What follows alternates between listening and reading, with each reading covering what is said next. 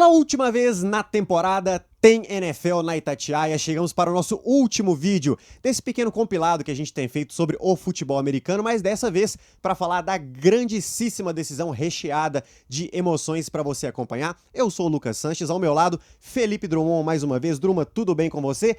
Animado pro Super Bowl? Tudo ótimo, animadíssimo, né? Já até te falei, nós vamos fazer um churrasco lá em casa. Afinal de contas, apesar do carnaval, tem essa festa, essa folia também lá nos Estados Unidos, graças ao Super Bowl 58. Pois é, domingo de carnaval, tem Super Bowl 58 em Las Vegas. É tudo pra dar errado, né? Um ambiente muito bom, uma data específica, que coisa maravilhosa. San Francisco 49ers e Kansas City Chiefs chegam para essa decisão do futebol americano, repetindo inclusive a final de 2020, quando deu Kansas City Chiefs, tentando agora mais uma dobradinha nessa nova rivalidade que está se criando, quem sabe, na liga. Druma, pra gente começar, vamos dar uma passadinha rápida nas campanhas. Como que esses times chegaram até aqui? Trouxe aqui na minha colinha, vamos lá, olha só.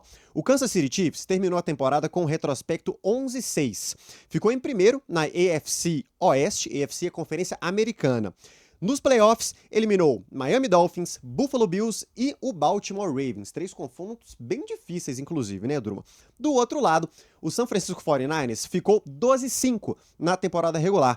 Primeiro da NFC Oeste, que é a Conferência Nacional, e também a melhor campanha dessa conferência. Consequentemente, teve folga na primeira rodada dos playoffs e, na sequência, eliminou o Packers e o Lions para chegar a esse Super Bowl. Quem teve o caminho mais difícil, Druma? Ah, com certeza foi o Kansas City Chiefs, né? Quando você consegue essa questão de ser o primeiro da sua conferência, você tem folga e você joga em casa. O Kansas City Chiefs, por outro lado, teve um jogo a mais e ainda teve que jogar fora de casa contra o Baltimore Ravens, que até então era considerado o melhor time da liga, né? Então, assim, entre os dois caminhos, não tenha dúvida de que o Kansas City Chiefs teve o caminho mais acidentado. Porém, foi quem jogou o melhor nesse caminho, né? Não teve tanta dificuldade para chegar até o Super Bowl. Jogou muito bem as 3 partidas, ganhou as 3 e está no Super Bowl. Pelo lado do San Francisco 49ers, apesar de todo o favoritismo que foi criado, foi um time que precisou de 2 viradas, né? Contra os Packers eles estavam atrás e principalmente contra os Lions, que em alguns chegaram a dar até o jogo como derrota já. Sim. E aí veio a virada graças às decisões do Dan Campbell, né? De chamar quartas descidas, acabou complicando o próprio time.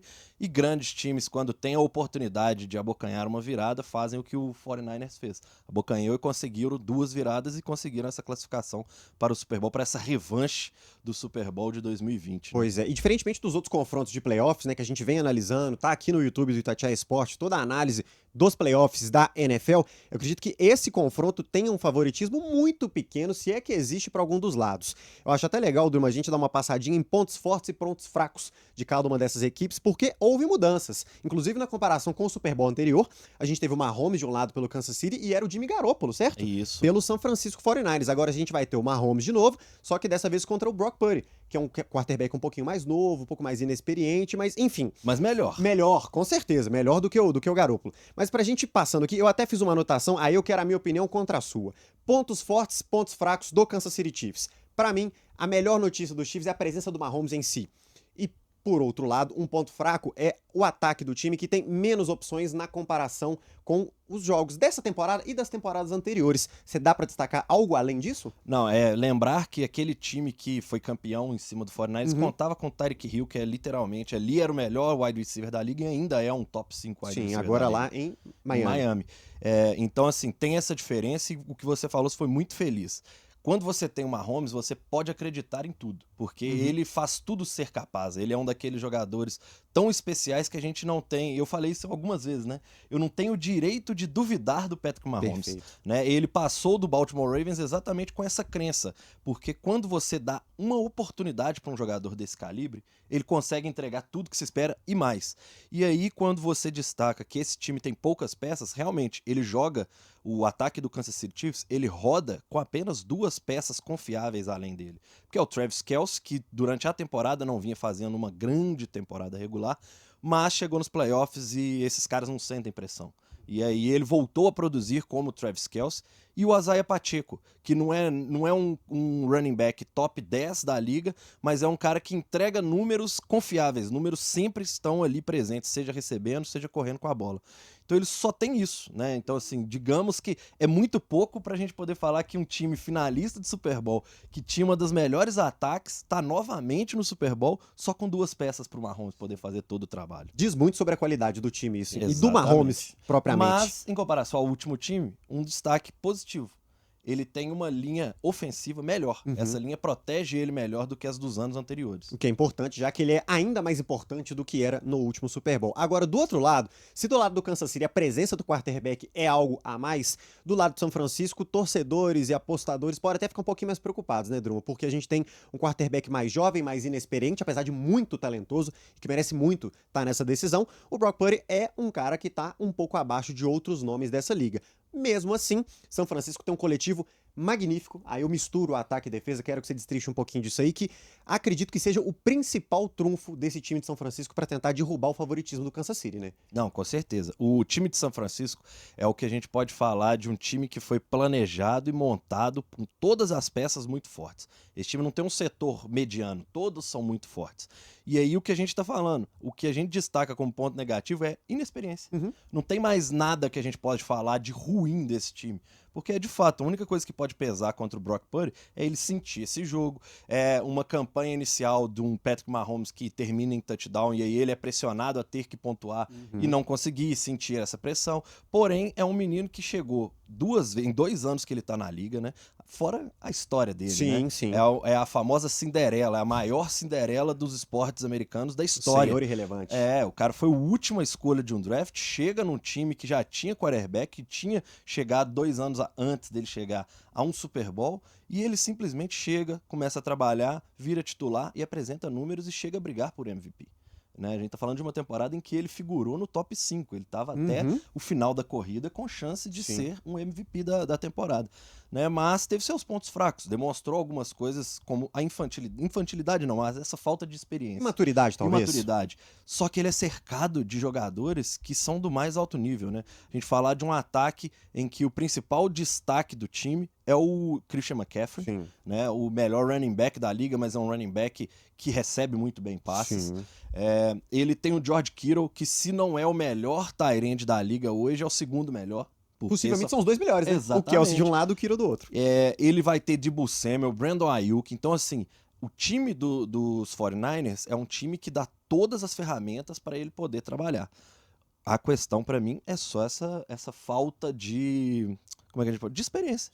Falta um pouco de cancha. Falta. E assim, não é porque ele não quis ter, é porque é a primeira vez que ele tá tendo a oportunidade de criar essa cancha. Ele só tá começando. Exatamente. É só o primeiro Super Bowl dele. E do lado da defesa, nós estamos falando de um time que tem Nick Bosa, que tem Greenlaw, um time recheado de jogadores que são playmakers do lado defensivo da bola. Então, assim, é um jogo que se o 49ers conseguir não deixar Kansas City Chiefs esticar o campo, crescer, abrir espaço, já que tem poucas peças, pode ser que 49ers conseguir, eles são os favoritos na casa de apostas. Sim, né? sim. E essa defesa de São Francisco é linda, né? Não, eu acho que tudo, assim, até a questão dos treinadores, dos dois lados, são 2 mentes ofensivas brilhantes, apesar do Kansas City Chiefs hoje ter um time que, a gente falou dos destaques defensivos, mas se a gente for falar, a principal força desse time, a gente tem que falar é da defesa, liderada pelo Chris Jones, entre outros jogadores ali, que estão fazendo Era a segunda melhor defesa, perdendo para o Baltimore Ravens, agora, na final, com certeza, a melhor defesa da liga, né? Presente. E que pressiona muito bem o jogo corrido. Então, acho que esse confronto, para mim, ele vai ser o determinante. Christian McCaffrey conseguir correr com a bola, esse jogo não precisa nem começar, porque ele já acabou. Sim. Agora, limitou o Christian McCaffrey, você força o Brock Purdy a ter que jogar. E lançar a bola. E aí nós vamos ver se ele vai sentir essa questão da falta de experiência em grandes jogos. Apesar de que na NFL todos são grandes jogos, né? Porque é uma liga que tem tão poucos jogos, são 17 na temporada regular, mais 2 de playoffs.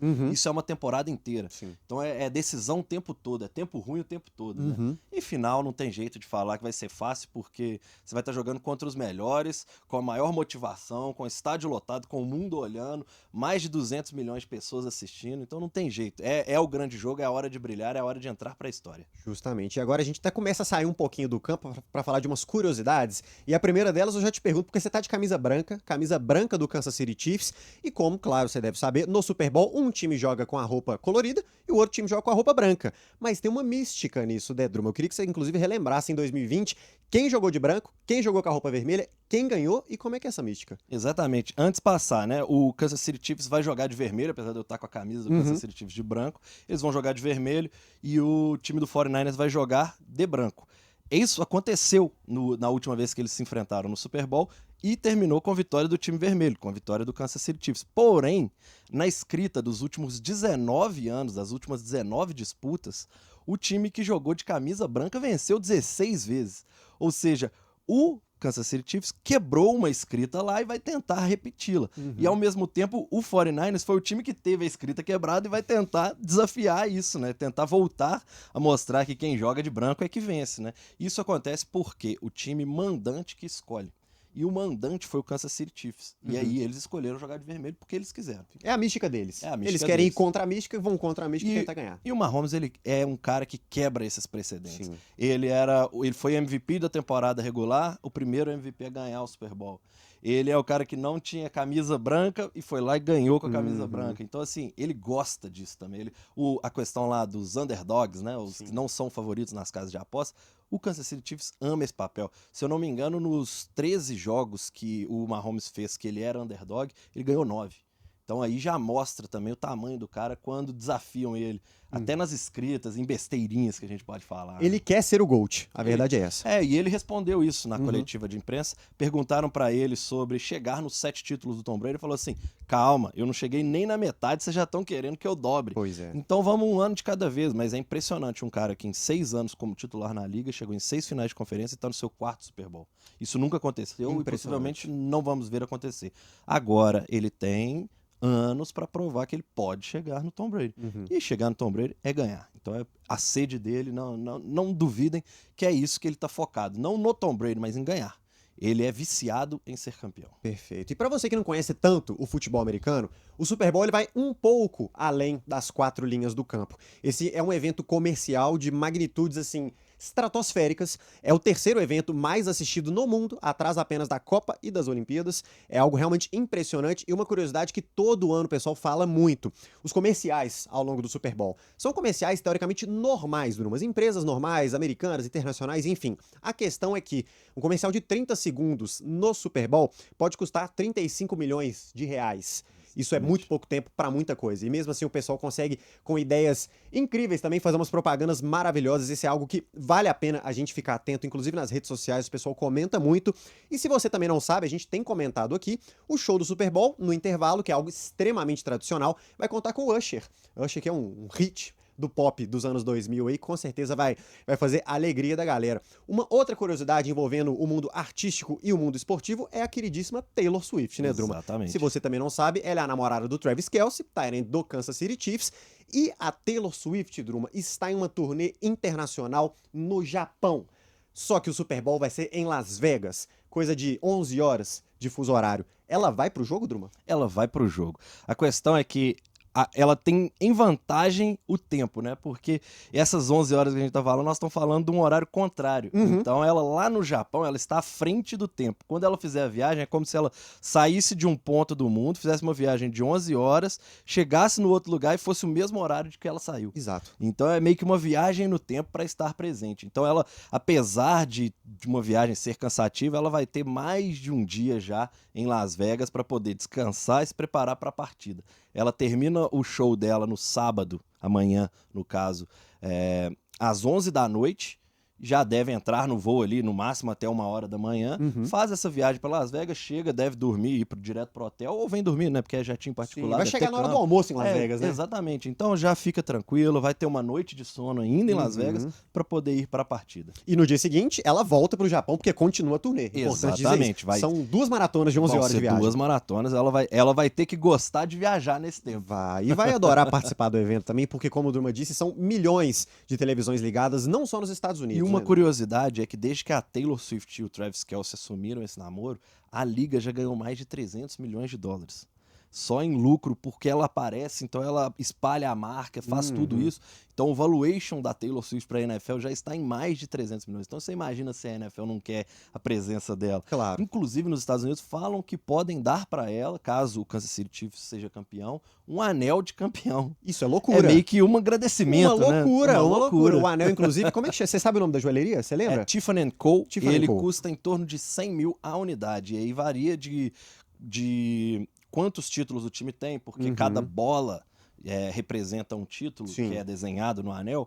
E essas bolas são feitas de diamante. Então cada um vai valorizando mais, Tem né? um valor todo especial. No caso, os 49ers buscam seu 6º título, então o anel teriam 6 dessas bolas, e o Kansas City Chiefs busca o seu 4º título, no caso Patrick Mahomes, Travis Kelce, o 3º deles, né? E esse é um evento tão caro, até o Druma fez um comparativo essa semana em relação aos ingressos, porque o ingresso mais barato esse ano, $8 mil. $8.900. E ano passado estava na casa de $6 mil. Exatamente. De um ano para o outro são $2 mil a mais, é muita O coisa. que os organizadores explicaram é porque, por ser em Vegas, é mais caro, tem mais atrativos e tem uma busca maior.